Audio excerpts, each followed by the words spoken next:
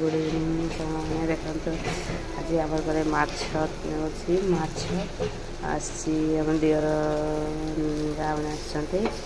सान जा रोषे आज माछ एरा पियाज कौन कौन कंचा लंका देकी अंडा टाक तावे बसई देखते गलानी माछ अंडा केमती तैयारी होगला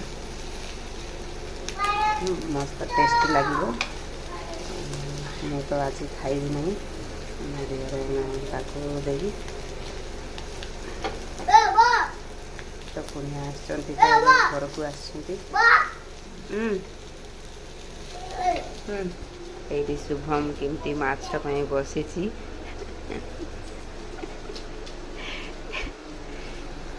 माछ हेले खाइब ना